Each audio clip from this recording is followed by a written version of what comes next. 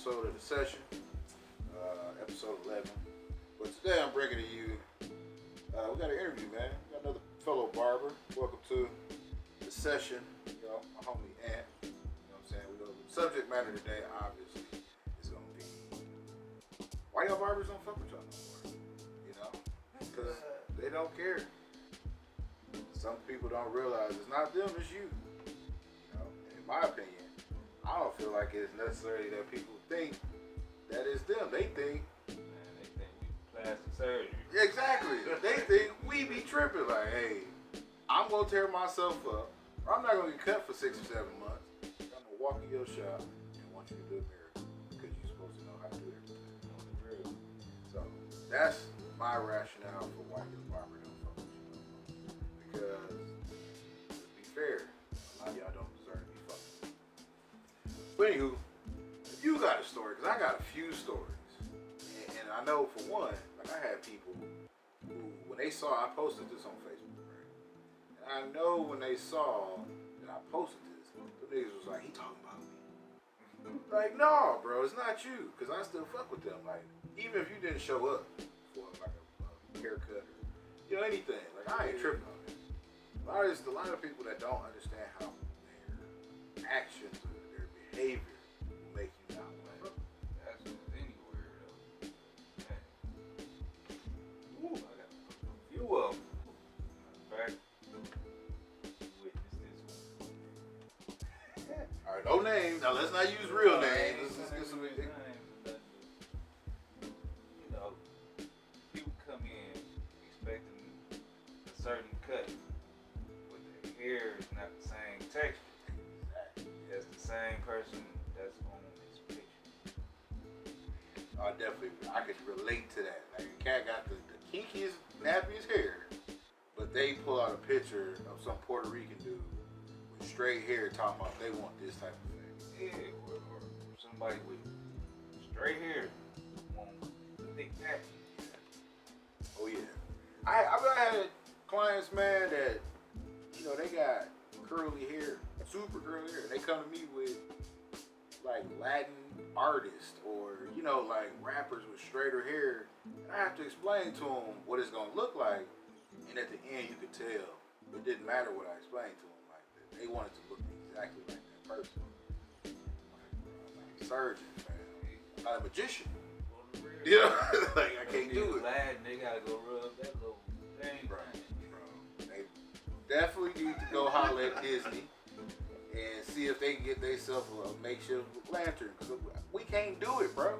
Like it ain't in my repertoire. But no, yeah, I'm with you. I've witnessed that, man. I've seen that. It's just like it's hard to explain to a person who doesn't do this job the expectation that comes with it. Some of them have a whole mouthful of stuff to say. Ooh, gotta restrain. Take the ghetto man out. Yeah. Look, man, forget that. Look past it this time. Next time I'm charging 50 for the cut. And maybe that's something that they don't get too. Is like, instead of people not picking up the phone for you or not returning your text, they could just charge you. They could just whack you over the head. And I think that's what kills people, because they be expecting good treatment, or they be expecting somebody to bend over backwards, and when you don't, they get offended. But it's like, but if I charge you accordingly, how you gonna be mad? Right. You know? Can't be mad. Because if I could, let's say this, you got a little kid, right? Bad as hell. I could charge you $25 because your kid gonna take as long as a grown man. And literally there could be nothing they could say, because most shops do that where they just have a flat rate. It's $25 for a haircut, no matter how old you are. Now, the kicker would be I could cut a little kid hair for fucking 2-3 years and wrestle them for 2 or 3 years and maybe make $15 to $20. Never get tipped, none of that. The moment I don't respond, or the moment I choose not to cut the hair no more, I ain't shit. Yeah, it's always gonna be a problem, but you're not looking at the problem that's going on or trying to correct that judge. I can't stand that either. Man, you gotta put the kid in the head like double team, hold his legs. He's sweating and crying, you sweating, like And to me, I always feel like a lot of parents try to milk that. Like a lot of parents try to make that seem as if it's completely on you and they have no power and they hear nothing they can say. Right. Where I got 2 boys and 2 girls. And I've sat there watching all of them getting their hair combed and done. The power of the voice is strong. Just telling your kid to stop, or you know what I mean, to relax, to sit still, like comforting them in them ways, or it's not gonna hurt, or if it do hurt, it hurt for a little bit. That stuff works, and people don't do that. They sit there and watch you struggle, and just be like, "Do something, please." Another thing, these women and kids, most boys act out in front of their mama. Oh my God. Now, say she walk out and leave, the boy gonna be cool. Definitely. If the environment straight, he gonna be cool. Relax. As soon as she come in the door, he acting up. Yes, sir. I gotta check them kids. Hey, Check cause them boys in. I have had conversations with women about that, man, for like years now, about this baby and these boys. And they always think I'm wrong, because I think because I was in the military, and they always try to make it seem like I'm extra. When it's not the case. Like, I've witnessed it. A boy could be sitting in my chair. The mama could have just sent him in here, never said a word, didn't come in. He will not move, won't have a problem. I cut his hair, he will walk out there, get the money, come right back. I'm talking about 4 and 5-year-olds. Same. But the day his mama want to come in here and sit, he gotta look at her. He gotta move. Mom hungry. Mom thirsty. Mom, can you do this? Can you stand right here? Can you hold my hand? What? Let me sit on your Yeah, let me sit on your lap. Oh, I hate that, bro. I hate. Do not. Please don't come here talking about I need to hold him. I need to. No. Look, I'm gonna tell you right away. Look, just go sit over there. And chill. Go chill. Go chill. I got him. Matter of fact, go outside. Do something. Get out his face. Because I think these little boys today, like I grew up and we got dropped off. I do not remember my mother being in the barber shop. I used to always ride my bike up to the shop. Yeah. Either you got to caught the bus, rode a bike, somewhere or another that was a responsibility on you. And the barber would tell your parents, hey, he was acting up, you know, whatever. But I don't remember that being an issue. Now, I've seen it, and being a barber, I felt it. But, man, these kids today are wild. Like, they manipulate their parents so bad. I don't want to say it's all on the kids. You know, it's a lot of these parents that did it too. Oh, definitely. Oh, definitely. Shit. Yes. But I say, though, they're manipulated because the kid only does what we allow them to. And, you know, their game is always to get what they want. It don't matter. They sponge too. They pick it up. And that's why I think it's on the parent, yes. But it's on both because you letting it happen. And I don't blame the kid for getting over it. He's being a kid. Yeah, if I could drink juice and get a haircut at the same time, you got damn right I'm gonna ask. Ma, come over here, give me some chips. Ma, go over there. Right. Like, but the problem, they have no fucking, but they got a person that's gonna do it. And I don't think that's right, man. Like, they gotta let that go. They gotta let that go. I feel like the whole, what you call that, community raising kids, I think that should come back into play. Cause now, man, you try to raise or help raise somebody else's kid, they get out of line, you check them, and they ready to fight you. And come on, what part of the game? And they'll wonder why that'll deter relationships. You know what I'm saying? That's what I think people gotta be more cognizant of. It ain't about what you feel and think.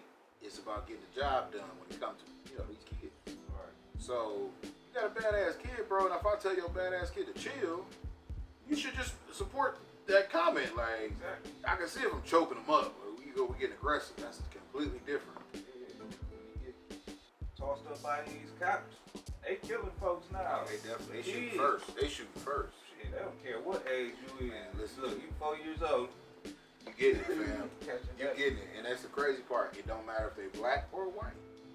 They just shooting first. So if your kid don't know how to listen to any stranger, how you think they're gonna figure out how to listen to a cop? Right. You know, and they're already gonna have malice or a certain type of thought process behind that. So that already is gonna be an issue. I also believe that goes according to the person. I guess it is kind of fucked up because I always say subcategories of people, not necessarily just classes.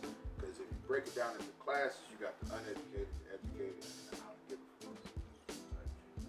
But in each of those groups, you got different categories of people. You know what I'm saying? And that's why I feel like people got to recognize who they are and what type of person they want to create too is when it comes to kids. Because I could be a classy ass person, but I could raise a piece of shit. But I can also be a piece of shit and raise a fucking nuclear scientist that could be the shit. It's all about how I treat them or what I, give them to become what they're gonna be. But like today, you bring up a good point. The village mentality is gone because everybody wants somebody to listen to them. Everybody want to be on this drama. Want to be posting some drama on Facebook. That just for likes. Clout chasing is killing the family. Yeah, dog. I definitely agree with you. Clout chasing is heavy because I think we went through a very awkward genre of people just kind of like forgetting family unit altogether. Or not saying forgetting them, but just saying I'll take friends first. Right. And one thing I think goes with that is people, they don't like to be held accountable by family. Man, a lot of folks don't like getting told the truth, man. That's crazy. And that's reality. Yeah. But the truth could, you know what I'm saying, be your come up. That could be the build to the bridge. But then also, you got to take pressure and accountability of living that truth. Yeah. That people hate. Because I think that's where it all stems from. You don't like what you really are. You don't like what you come from. So you try to change it, and either A, you be extra, or like you say, you generate drama. Because if I generate drama, it excuses everything that I have to live over there with. Like I got a mama in the projects. I got an auntie selling dope. I got a brother in jail.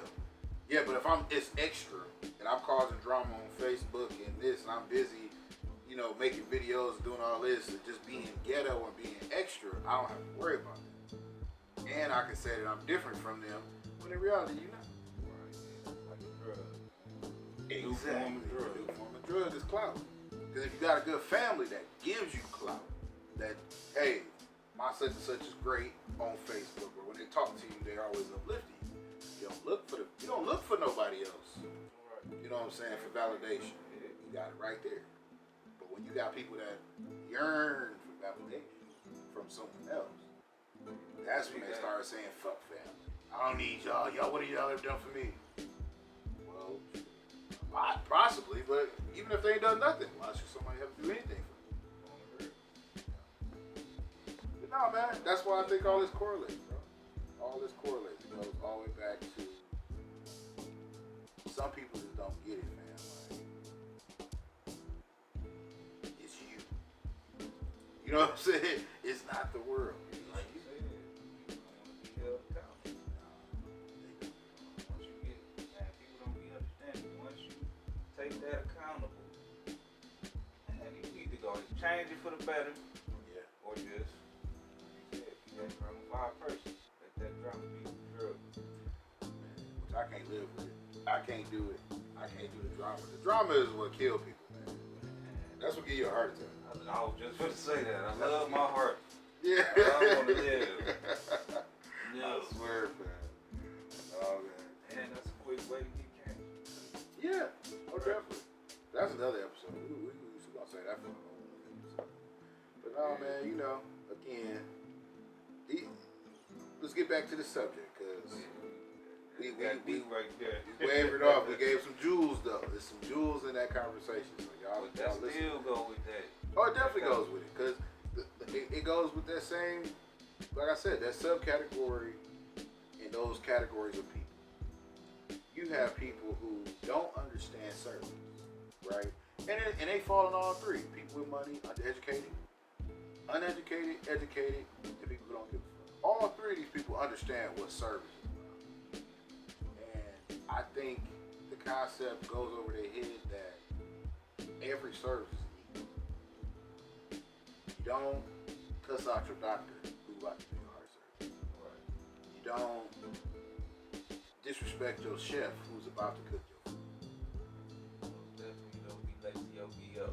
And you most definitely don't be late to the PM. You show her the utmost respect. And that's why I think people put a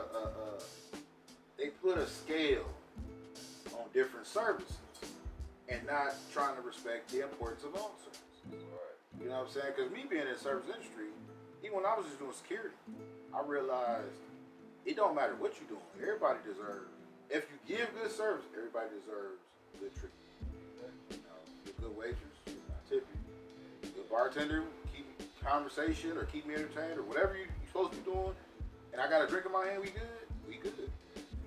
But like when it comes to barbers and stylists, because even nail techs, even like, you know, massage therapists, I realize people only find you important when they need you. They don't even feel like it's a real job. They don't feel like it's a real job because they feel like anybody can do that, but not everybody can do it right. Right. You know what I'm saying? Like anybody can try to be a doctor. It's fucking people that try it. Like it's Let's see if you can sew right. exactly. Let's see if you can do this. Body part, not no clothes. Thank you. Thank you. Now, and I feel like that's what we get away from. Quality over just what the fuck the person does. It's like, motherfuckers go get their ass shot up full of cement and fix it flat, but those are the same people that take their kids to a basement barber who ain't cleaned his clippers in a year. Exactly. Still something else. It's You shoebox. can see cobwebs right there.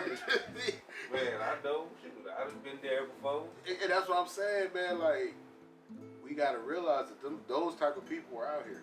And those are the type of people that will forever be looking for some help, in my opinion.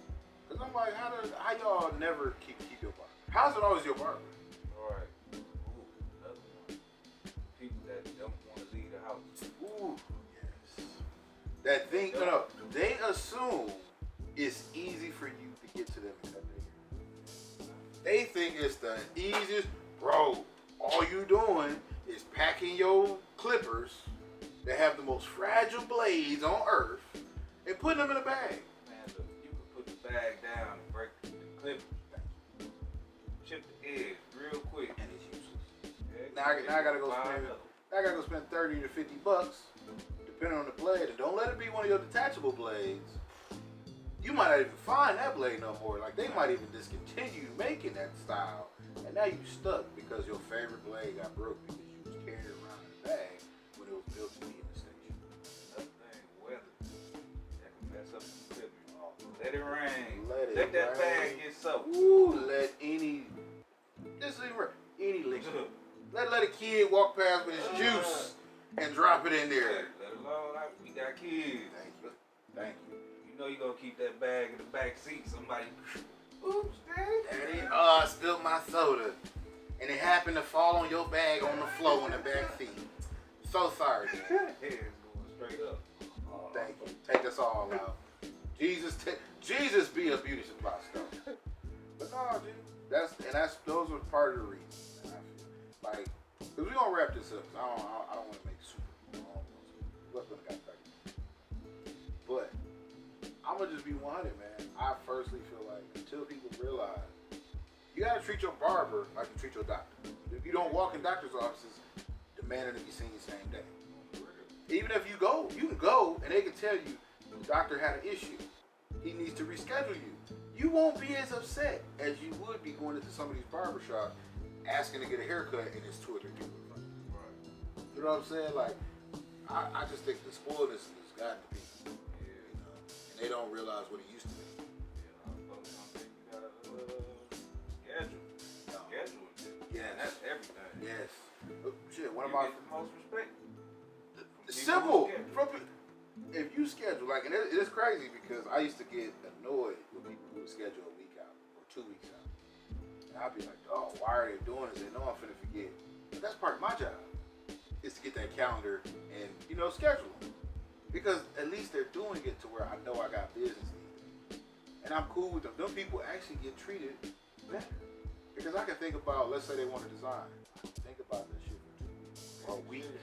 Or if they saying, hey, it's such and such and I got sensitive scalp, I can do the research to ensure I got the right products for them before they even get there. Where if you come to me 2 hours before you need to be on a date, and your last barber done fucked your beard up, and now you need me to fix it, but I don't even have everything to fix it.